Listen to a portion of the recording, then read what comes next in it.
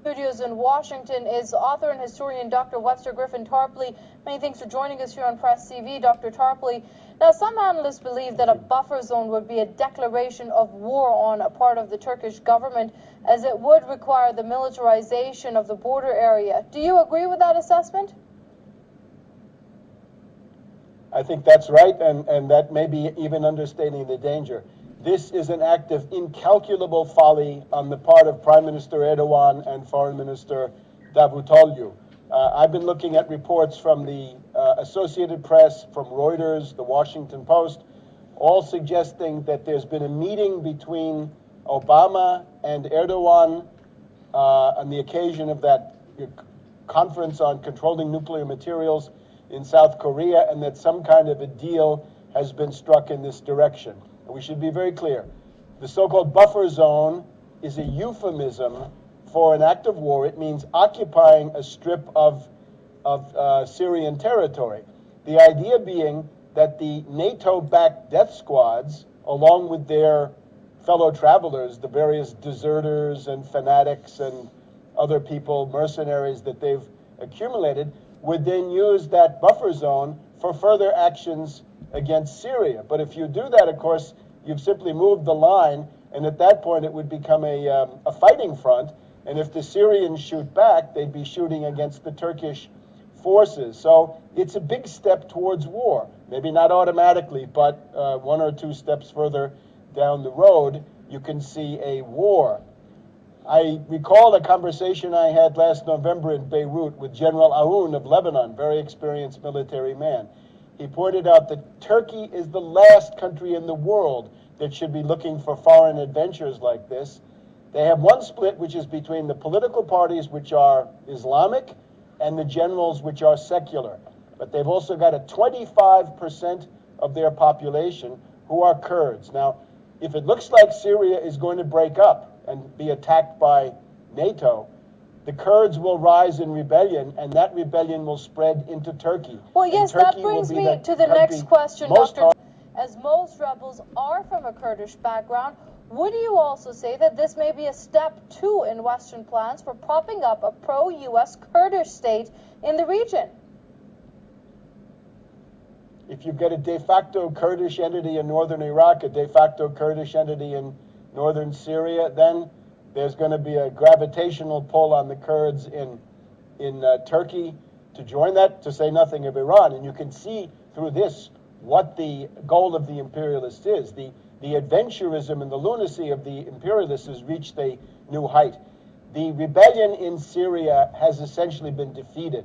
The Syrian army is now in the process of mopping up these NATO-backed death squads and the fellow travelers. That's happened in Homs, it's happened in Idlib, it's happened in Deraa, it's happened also along that Iraq to Syria border.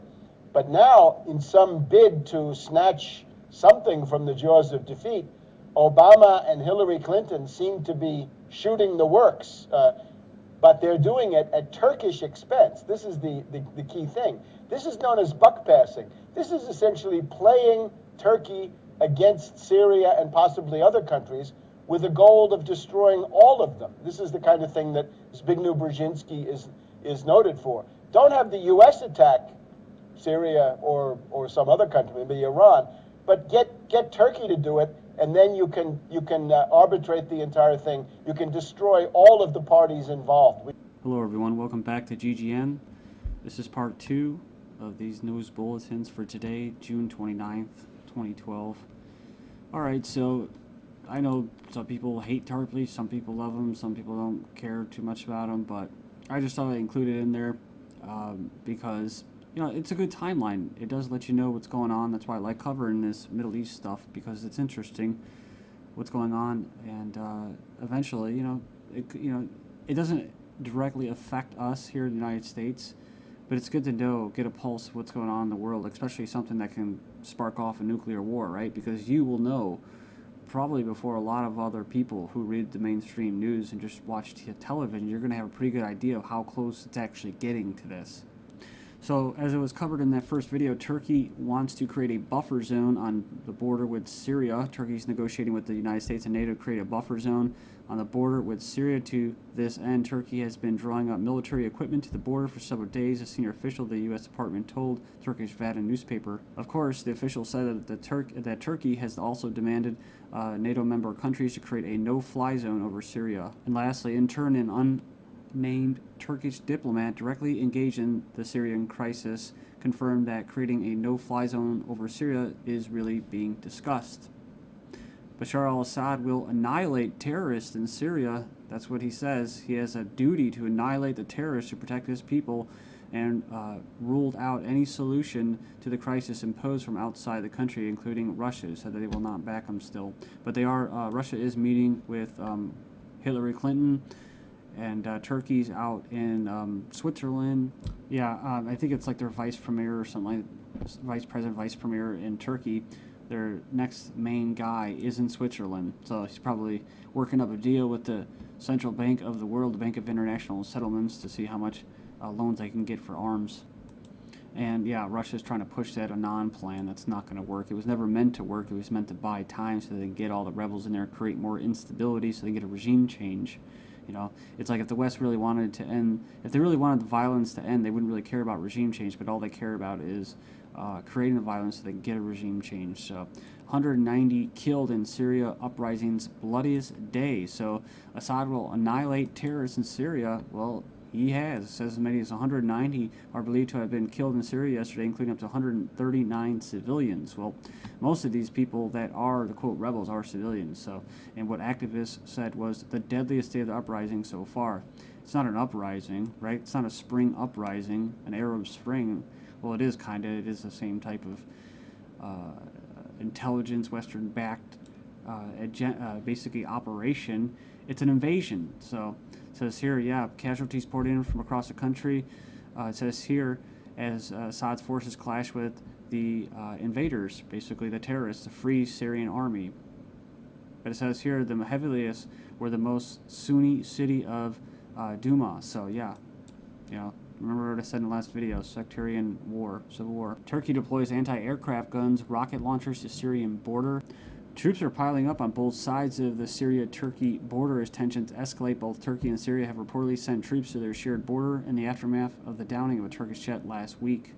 So we just covered the with the 190 rebel terrorists that were killed, the little basically conflict or little battle that went on, but it says they stayed away from the new Turkish defenses on the border. The last statement that Assad gave was that we're in a state of war. It says here, NATO member Turkey harboring terrorist army warns. I don't know if you remember me covering this last time on Wednesday after losing a fighter jet earlier this month while conducting a high-speed, low-altitude invasion of Syria's airspace.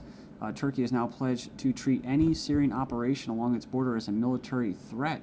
Syrian rebels are al-Qaeda terrorists by U.S.'s own admissions. Since 2007, a combined U.S., Israeli, Saudi effort to assemble and deploy against Syria and Iran an army of sectarian extremists drawn from the ranks of al-Qaeda and its affiliates has been underway. They call it, in Seymour Hersh's article, the redirection. And like we just covered before with the tanks, anti-aircraft guns, troops on the border, as far as Turkey goes, Turkey is playing a pivotal role in psychologically breaking Syria. It says here, Syria, by remaining united and exhibiting perseverance, will defeat NATO aggression. I don't know why this came to mind, but it's kind of like the EU. If the Eurozone breaks apart, it's actually bad for the powers that be. Everything always works in their favor, but I think they want to keep that going, so it'd be better to see it broken apart.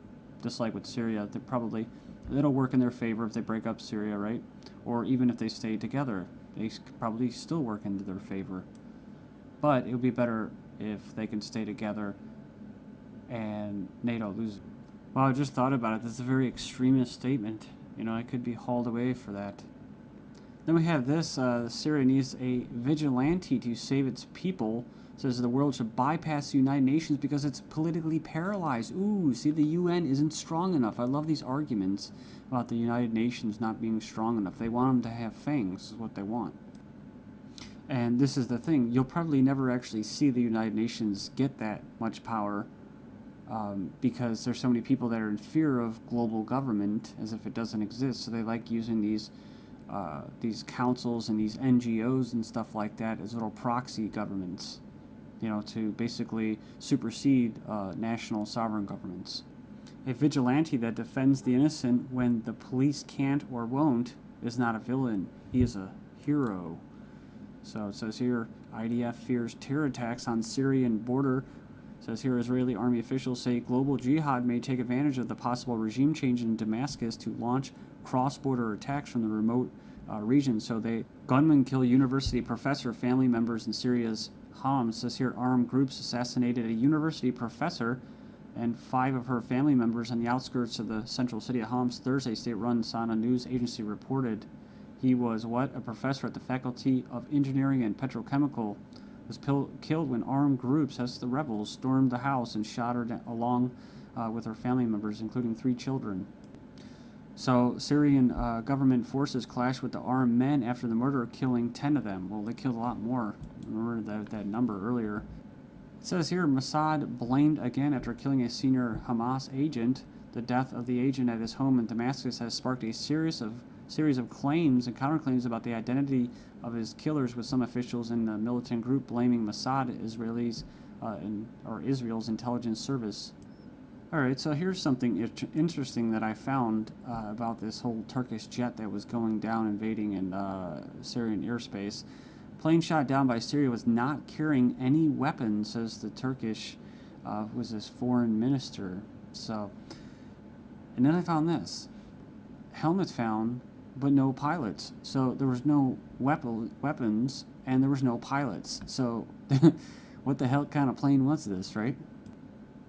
So I haven't seen any news about the pilots being found. Maybe they were, but it hasn't really made mainstream news. It says here, but there's still no signs of the pilots themselves. So next up, Israel persuaded Russia not to sell Syria missiles. So it goes on here, and it says they influenced the cancellation of sale of the S-300 surface-to-air missile systems to Damascus, worth $100 million. And you remember about the shipment of, I don't know what it was, helicopters or something like that from Russia that was turned back because of an insurance company in Russia. So a lot of stuff is not making its way through.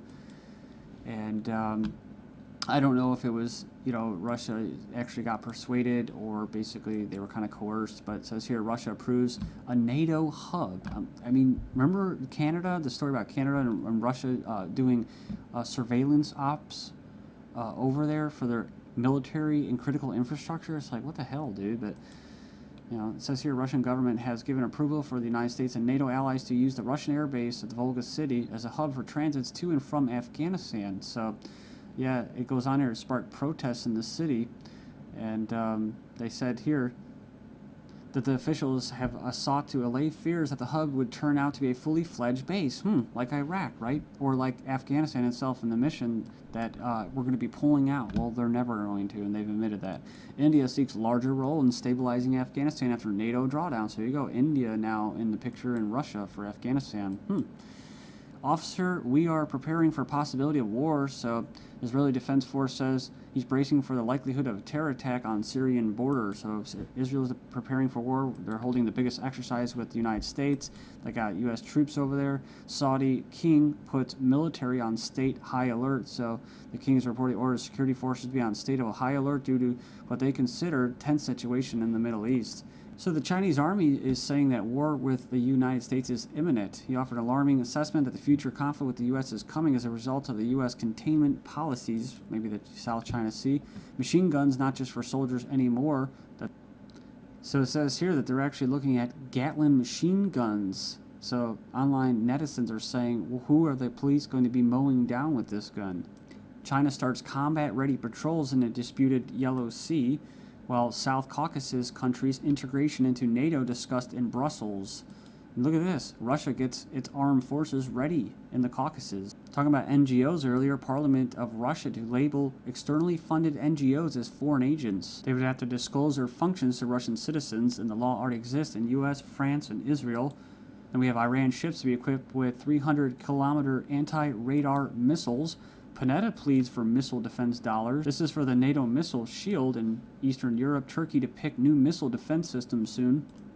as the State Department in the U.S. is planning to spend $115 million to upgrade a $700 million U.S. embassy in Iraq. A drone strike in Pakistan destroys a house and kills 6, as 74% of Pakistanis view U.S. as an enemy. 29 killed in Somalia drone strike and 46 more killed yesterday. Thanks.